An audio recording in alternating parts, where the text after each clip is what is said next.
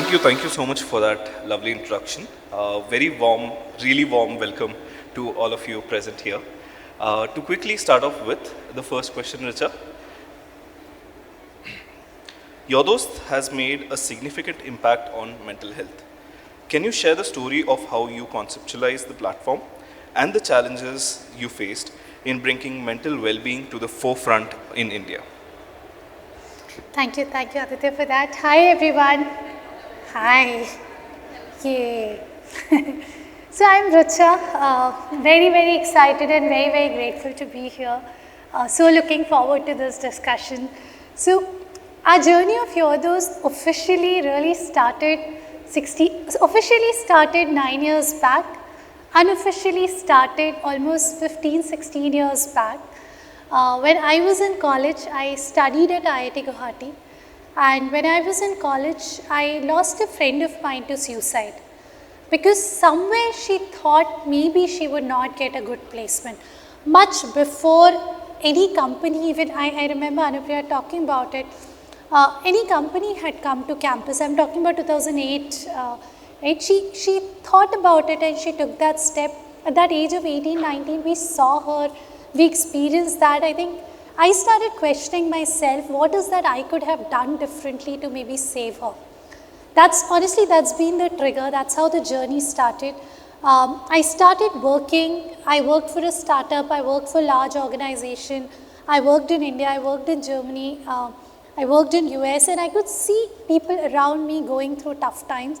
From, how do I be a manager, to how do I give feedback to people, to maternity being a tough time, to just finding it difficult to manage relationship, etc. I think I started asking myself again, right, what is that I could again do differently to maybe support people before things get that severe. We started meeting a lot of counselors, psychologists, understand what do they do, but in 2014 actually I quit my job. I said if we could combine technology, which is at the fingertips of everyone these days, with psychology, maybe we could help and support a lot of people before things got severe. With that, we really started out YourDOST. Earlier, it was a blog where we would put down our stories. From their blog, a lot of people started reading those stories, saying, I'm Radha from the stories, I'm Rahul from the stories. So we said if we could create a platform, more people could find it useful. That's how really our journey started. Thank you for sharing that story. The next question being mental health awareness has seen a positive shift, but challenge persists. How do you envision technology playing a role in further destigmatizing mental health issues, and what hurdles have you encountered in this mission? Yeah, I always feel in India, especially in India, for anything to be mainstream, you need cricket, you need Bollywood, you need government to talk about it, right? Since our journey started, and officially 9 years back, nobody was talking about mental health, but then we saw Deepika Padukone coming up and opening about it. Then we saw cricketers talking about it. Then we started seeing Mental Health Care Act and government, and this time even Mr. Modi spoke about it, right? So all those three things have happened. Very staunch believer. I think we come from the field of technology right at that time when nobody was talking about technology. We believe that if technology could play such an important role in an area of mental health, especially because there is so much stigma, there's always this fear कि लोग क्या कहेंगे, लोग मेरा मजाक उड़ाएंगे. So platform where people could be anonymous, you can't be anonymous if you're walking to a clinic, right? So I think because of technology, you could be anonymous, you could still be Superman and seek support.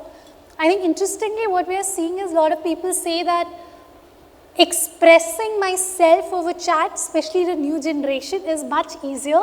When I'm sitting in front of someone, it's difficult for me to express. So also that becomes easier. It could be a person anywhere in the country, but they have access to support because it's online, it's technology. So technology definitely have a lot of role to play, and I believe this is all making it, enabling it. But I believe going forward, technology, AI and other technology would also have a role of making maybe professionals more efficient, right? They could look at the markers, guide them, saying, hey, why don't you probe on this direction? Why don't you probe on this direction? maybe technology grows to a place where it could also see some of our patterns, our social media usage pattern, our the kind of data we are consuming, and with that can it proactively reach out to us and support. I believe technology has a lot of role to play, especially in the area of mental health. Definitely. So, as a co-founder of YourDOST, what strategies have you implemented to ensure diversity and inclusion both in your team and in the services that we provide? Yeah, we are proudly 75% women at YourDOST. We are super proud to say that. It's all merit based. We've got a lot of women and a lot of roles that are there, and so very extremely proud of that. But there are certain things. So we do work with a lot of organizations, a lot of large organizations from HCL to Tech Mahindra to a lot of large organizations to a lot of startups as well. I think one thing that, so we do help them with their charters from emotional wellness, social wellness to even diversity, equity and inclusion. And one of the things that we've been very conscious about saying whatever we are doing it for the outside world, we do that internally as well, right? From training our people around how do you identify someone needs help, what should you say, what should you not say, to doing awareness around LGBTIQA++ communities, to talk about gender sensitizing. I think all of that, we do that, and Aditya, you've experienced a lot of those things yourself, right? We do that extensively internally as well. I think one of the things that we also ensure is all our experts who are also there, they are also sensitized, so that we create a place not just in the organization which is a safe place where everybody feels belong. You're not discriminate, or you do not feel, I think one of the things I very strongly feel, it's not that, especially lot in corporate, it's not like anybody's intention is wrong. Sometimes people do not have vocabulary as to how do I talk to this person or that person. Should I say this? Should I not say this? So it's a lot of awareness. I think that education really goes a long way. So we do that for our team as well. We do that for our experts as well, right? Not just anybody who's joining us feel welcome, but also people who are coming and consuming our services across the world, right? They also feel heard. They feel like it's a safe space. Nobody is judging them based on their caste, creed, gender, whatever it is, right? Generation. They're just like, they can just be them, and they know on the other side there'll be somebody empathetic who's there to accept them with who they are. Very true. So, also we know and we have seen the mental health sector witnessing a notable growth, right? So, what other trends do you foresee while shaping the future of mental health with respect to technology? And how can these innovations contribute to more inclusive mental health support? Yeah.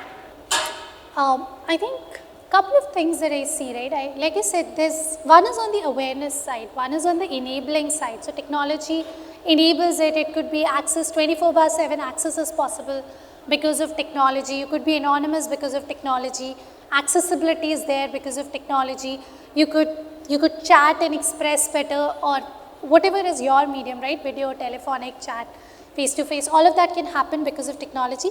But I also feel things like AI could also play, I don't think we are in a place where it would replace therapists, no.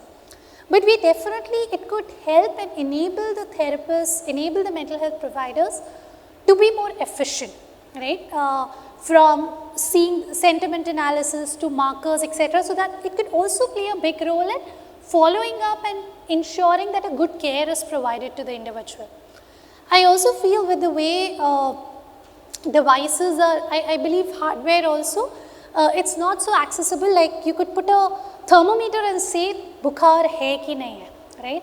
Can you have a device for mental health which also says, whatever are the markers, right? It could be depression, it could be anxiety, it could be something else also, right? What is my mood? Can there be something like this? I see with Apple Watches and a lot of our smart watches, there are some of these things coming in.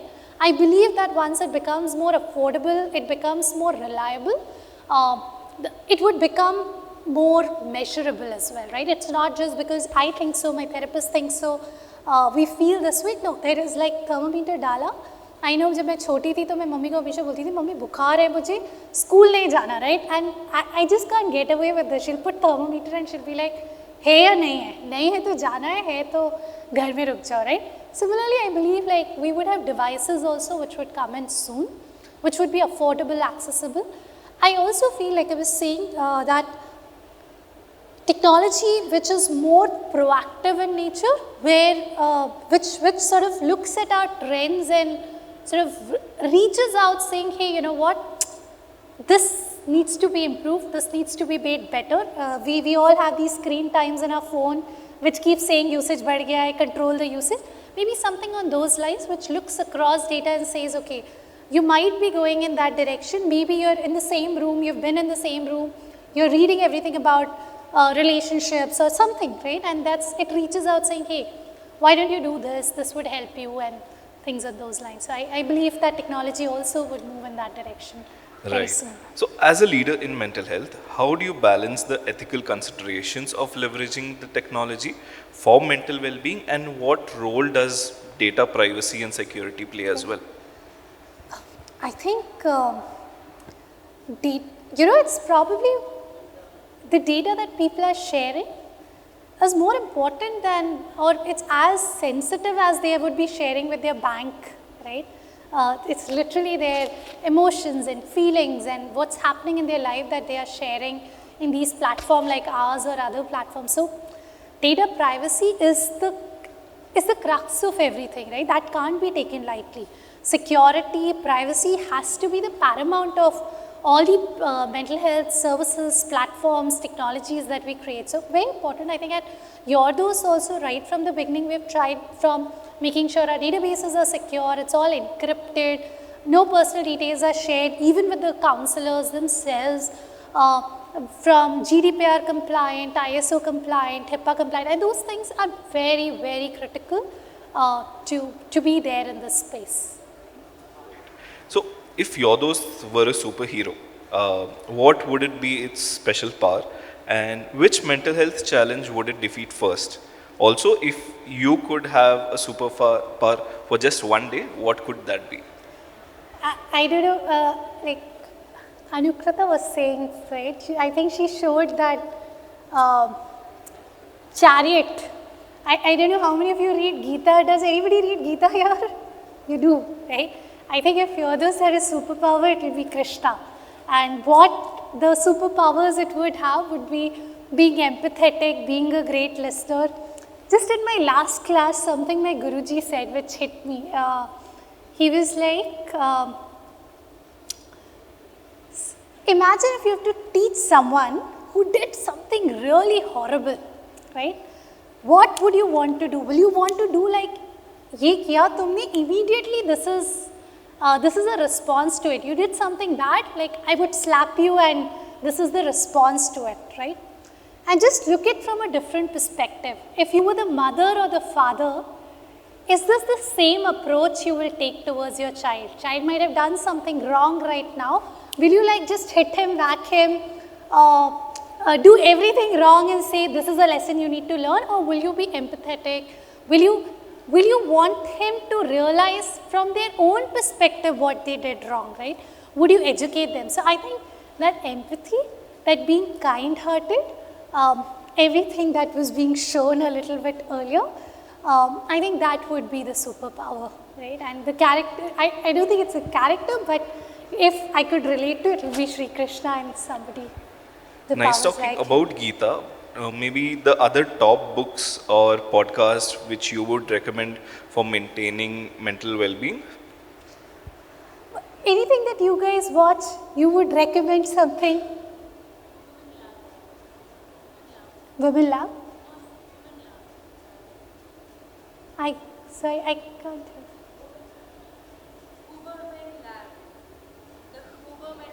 The Kuberman Lab. Yes, okay. No, I don't watch that. So I'll tell you, I follow a lot of people, and in whichever podcast I hear them speaking, I sort of go and listen those. Ranveer Aliwal, that is very good. I listen to a lot of Oprah Winfrey shows, a lot of Michelle Obama. There are this book of,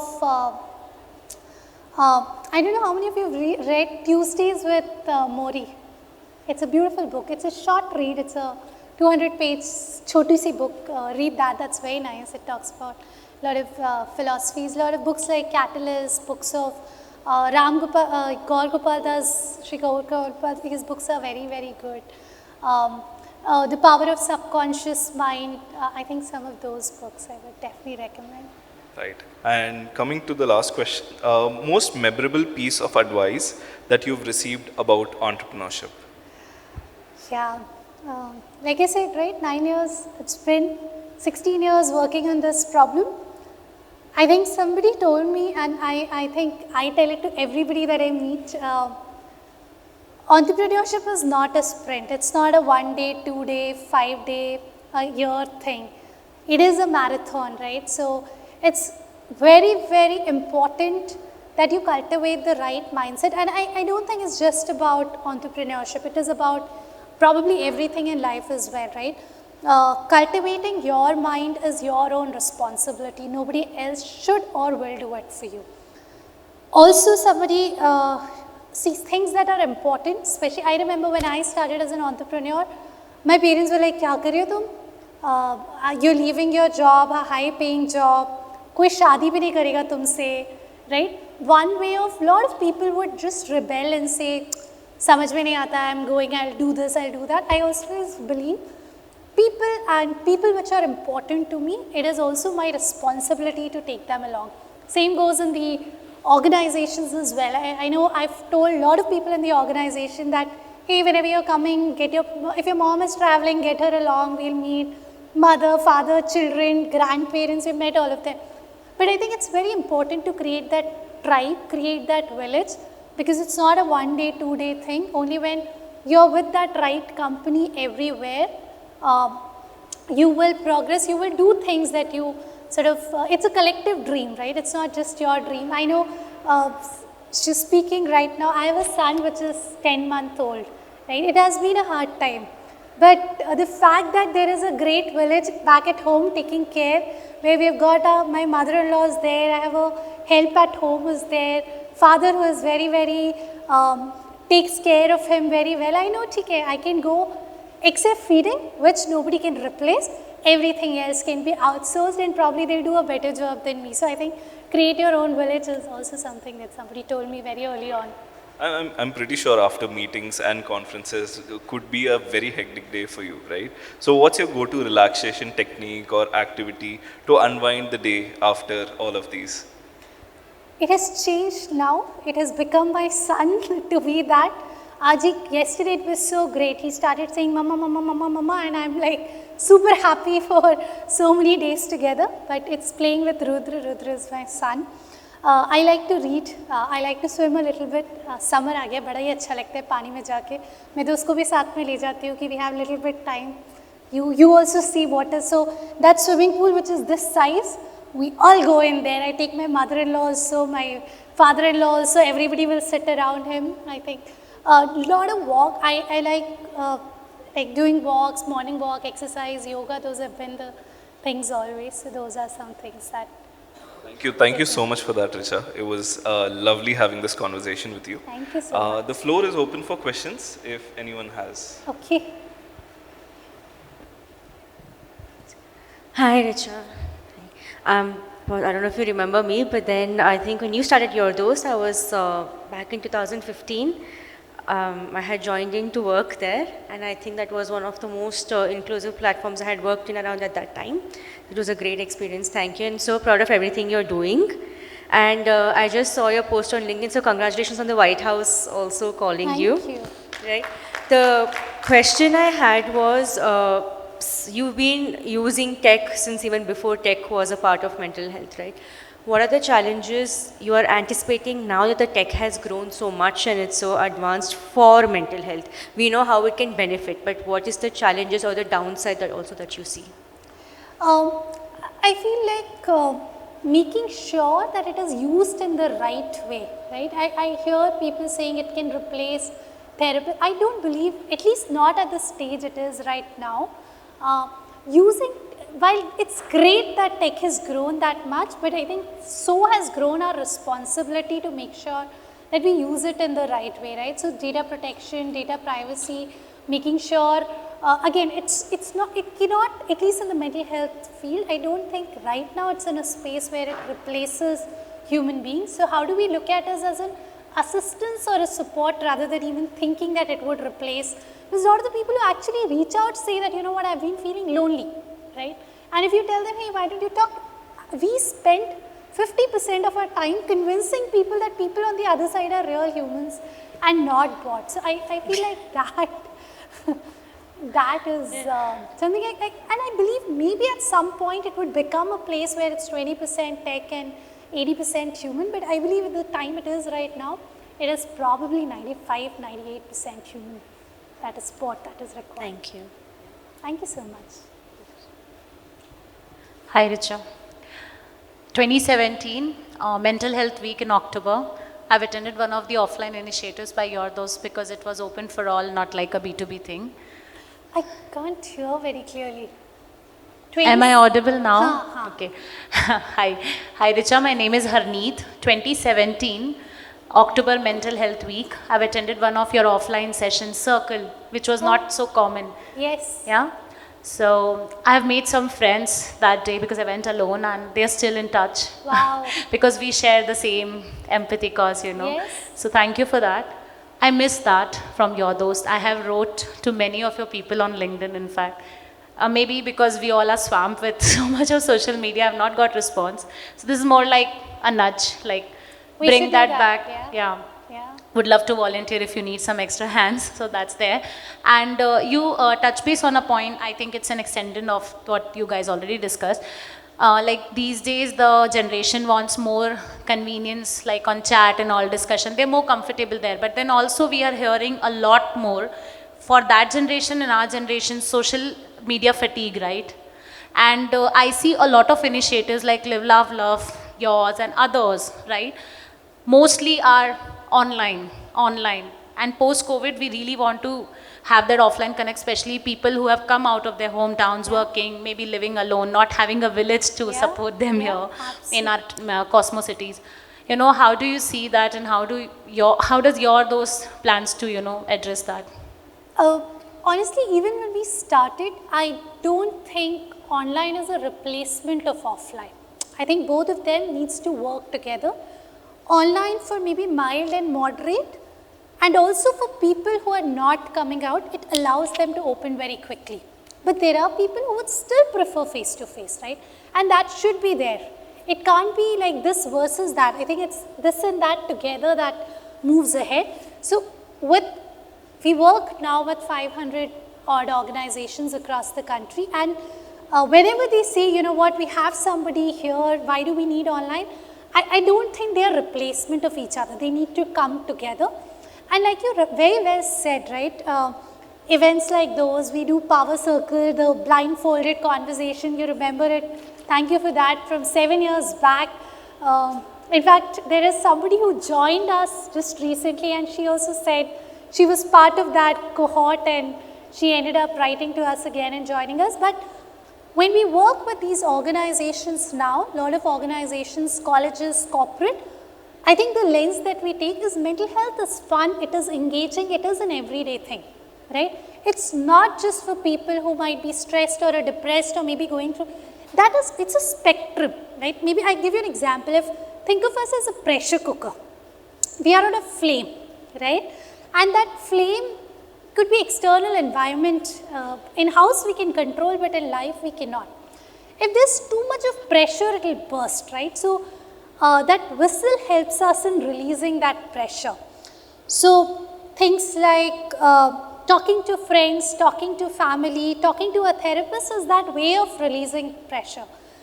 But there's also, if it's a 5-liter pressure cooker, if there is a way I can make it a 20, 25, 40-liter pressure cooker, it could handle more, right? And those yoga, meditation, a lot of are maybe walking, it could be whatever those activities are for you, mindfulness, gratitude, that allows us in increasing that capacity. And I believe that both of them should happen, right? So the endeavor is there that we do it. We do it in a lot of corporates and colleges that we work with. We need to restart some of those initiatives that we used to do, and you would definitely see a lot more of that happening soon. Yeah, I would love to see that for common audience other than, of Yes. course, your B2B. Yes. Thank you so much. Absolutely. Yeah, Thank you for that. Yes, hi. Yeah. Hi, Richa. It's my opinion, okay, like every company promotes this mental health and we have this EAP programs, employee assistant programs, everything is in place. But sometimes people feel that, mental health is overrated. Sometimes it happens and it comes from the people who are hesitant to speak or who are hesitant to seek help because they are also struggling mental health, but they don't show it outside. So what is your advice to them who are already struggling with mental health but they're not seeking help with others? Because there are many programs, many companies provide us. As you said, data privacy is important, so they hire external EAP assistants and they ask employees to seek support, but Yes. nobody enrolls. Yes. So what is your advice for them? Very, very, very good question. It looks like you're those pitch, but please, I assure you, I did not plant that question, right? See, one is onus on myself that I reach out for support. Sometimes it can happen, maybe 50-60% of the times it has happened, right? And that's why that approach of saying that it is for everyone, right? Not just stressed, depressed, anxious, it is for you and me to be better. Maybe I want to improve on my time management, maybe I want to be more confident, I want to learn better skills of parenting. You still have support that you could take, right? So that you are better you tomorrow, not, right? If you have the clinical depression, anxiety, stress, that also is there. So it's a spectrum, mild, moderate and severe. But I also believe no matter how much education you do, sometimes that person, especially if they are in that moderate or severe, they might not be willing to come out and seek support. They are not in that stage. So also as a community, as a leader, it could be the community, could be my family, the community could be my organization, the community could be anything, right? It could be where I'm living. It is also important to sensitize that community, saying, hey, how do you identify someone needs help? What are some of those signs to watch out for? What should you say, what should you not say? How do you raise it to the right people? In organization, a lot of times people don't reach out for support. We work with an organization where there used to be significantly high suicide cases, actually. It's a manufacturing organization. We did a lot of events. So we have counselors on campus, we have online support, they have all sorts of self-help available. We do a lot of workshop, but still a lot of people do not reach out for support. We call something as peer support program, where we educated the peers. It was their supervisors, it were people working in the same teams, it was the HRs in the organization saying, how do you identify? Because if not, everybody will reach out, right? And if it's a large workforce, it's just not possible that everybody would reach out. With that being happened, out of the 14 cases that we intercepted in 1 year, which were high risk, many people took support, but 14 were suicidal cases. 10 were identified by the organization itself because now they were capable. So I think it's also important, not just as a checklist that this is there for people, but also investing, saying, I want to ensure my entire organization is mental health ready. Like we all have that first aid, right? गिर जाते हैं हमको सबको आता है लगाना कि how do you clean the wound, how do you put like a Dettol, but do you also know as an organization how do you support your team better? How do you identify someone needs help? What should you say? What should you not say? How do you refer? When do you refer? And so on. I hope that answers the question. Thank you. Hi, I have a question. Yes. I actually wanted to ask this question to Anisha yesterday, but she said she's not an expert and she's just an entrepreneur. So I'm asking this to you because, so this is also a follow-up of what she's been asking. Now, somebody opens up about their mental health journey or that they need a support, and people who are trying to be supportive, they have an unconscious bias, like she's already going through too much, let's not give her new projects. Let's not give her new opportunities. Absolutely. How do we address this at the organization level or even at a personal level? I think the answer to that, even like it happened with a lot of women as well, right? She's going into maternity, coming back from maternity because she's a woman, she has young children, not give her the. Exactly. I think it just, I think the onus is on both. Yes. For the other person also to say that I'm ready, I want to take on responsibility. Also for the manager or the organization to have that very open conversation. Right? Are you ready? Can you do that? Because if I expect to you at the next level or be equal to your peers, I can't be treating you differently. Yes, Right. because from a lot of speakers today and yesterday, we have understood that they've all been going through this unconscious bias. You know what? Somebody said, you had this opportunity, why didn't you think of me?